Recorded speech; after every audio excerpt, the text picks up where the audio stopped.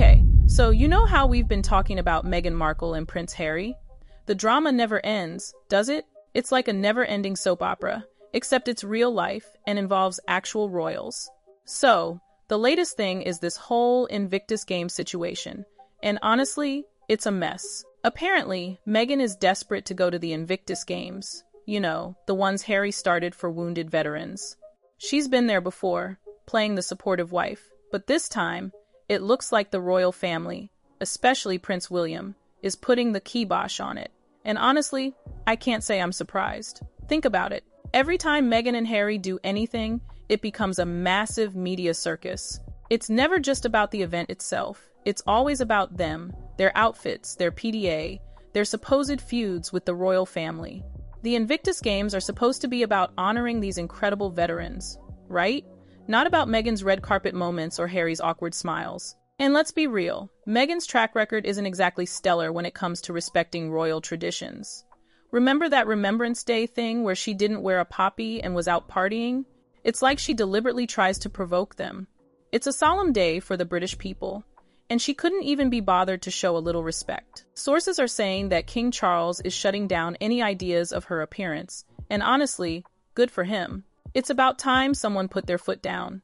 It seems like when Meghan's around, she manages to make everything about her and steal the spotlight from what really matters, and the royals are allegedly sick of it. They're tired of the constant drama and the negative headlines. They're likely thinking, enough is enough. Plus, there's this whole thing with Harry's recent trip to Canada. He went there to support veterans, which is great, but the timing was super sus. It happened right when Prince William was in Brazil. Team Sussex tried to spin it, saying the trip was planned ages ago, but the palace is denying that they were ever informed.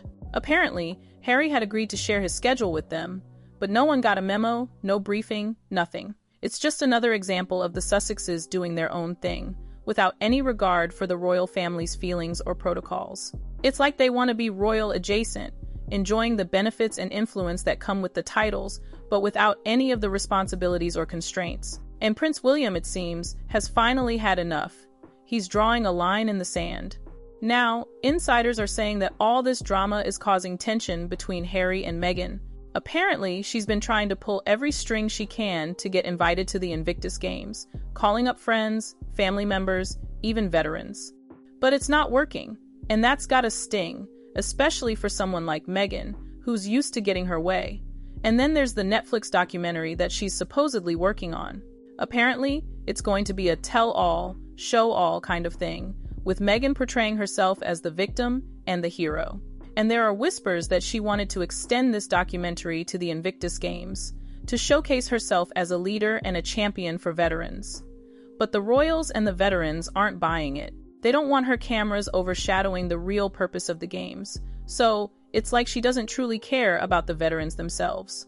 It's all about the image, about looking like she's interested, and the media just eats it up. It's pretty transparent, honestly.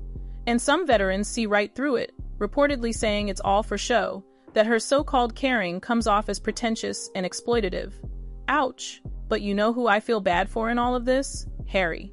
He's the one who created the Invictus Games. It's his baby, his passion project. And now, it's getting dragged into this whole Sussex drama. He's stuck between his old life, his brother, and his wife, whose ambitions seem to be driving everything. It's gotta be tough. Like, remember when Meghan curtsied to the Queen and made this big show of it? It just felt so inauthentic. And Harry just sat there grinning like an idiot, like he didn't even realize how ridiculous it looked, how it was basically mocking the institution he was born into. For years, the Invictus Games were about the veterans, about their healing and resilience. But ever since Meghan got involved, it's become another stage for the Sussexes, another opportunity for a photo op. Every appearance is a fashion moment, every speech overshadows the athletes. It's a shame, really. And now, with the royals blocking her return, it's clear that they're not going to let the games be turned into a Netflix storyline. It's about time someone stood up to them. And then there's William. He's out there doing his thing, visiting Brazil, focusing on climate change, being the future king. He represents stability and continuity, while Harry represents, well, unpredictability and drama. And the monarchy just can't tolerate that contrast anymore. Sources say William's reached his limit.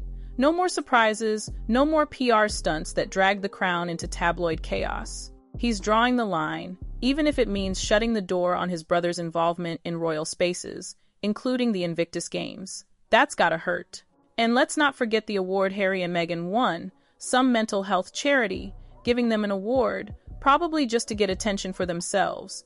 It's all so calculated. So, where does that leave Harry? He's stuck between an institution that no longer trusts him and a wife whose brand depends on high-visibility moments he can no longer guarantee her. The tension in Montecito, it's real. It's the result of two conflicting worlds colliding. Harry wants legitimacy. Meghan wants the spotlight. But the royal family is giving them neither. It's like, they walked away from the royal family, claiming they wanted peace and privacy, only to spend years clawing for relevance and attention. And now, the royals aren't fighting them. They're just letting time and distance do the job. The more Harry and Meghan push, the more politely but firmly they're being frozen out. William rises in authority, Harry's world shrinks. Their era of influence is fading. Their invitations are drying up. Their grip on the narrative slips a little more each day. It's a slow burn, but it's happening. And honestly, it's hard to see how they can turn things around at this point. They've burned too many bridges, alienated too many people. It's a mess of their own making, really. And honestly, you gotta wonder what Harry's thinking. He's seen his family up close. He knows how they operate. Did he really think he could just waltz in and out of the royal family on his own terms? Like, hey, I want to be a celebrity activist now, but still keep my titles and influence. Oh, and my security detail, paid for by the British taxpayers, of course. It doesn't work that way. Look, I get it.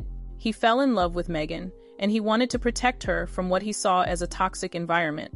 But he went about it all wrong. He aired all the family's dirty laundry, did the Oprah interview, the Netflix docuseries, the book. I mean, come on. You don't bite the hand that feeds you, especially when that hand belongs to the freaking monarchy. And Meghan, let's be honest, she's always wanted to be a star. Hollywood didn't quite work out, so she found a prince. And hey, good for her, right? But she seems to have completely misjudged the situation. Being a royal isn't about fame and fortune. It's about duty, service, and tradition. And she just doesn't seem to get it.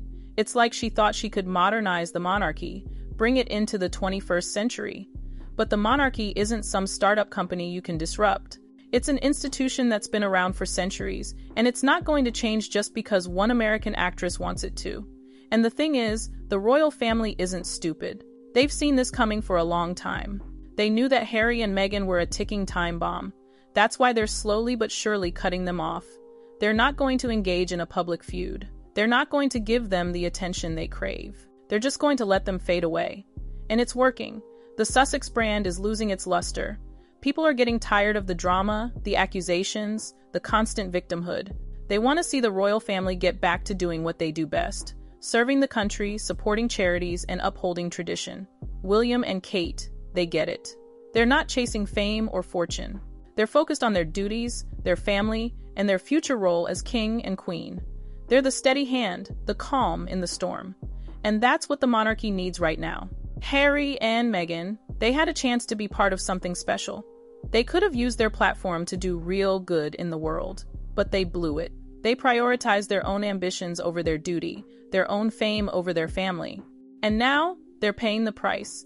It's a sad situation, really, but it's also a cautionary tale. It shows what happens when you let ego and ambition get in the way of common sense and tradition. It shows what happens when you forget who you are and where you come from. And honestly, I don't see a way back for them. The bridges are burned, the trust is broken. The royal family has moved on, and so should Harry and Meghan. They need to find their own path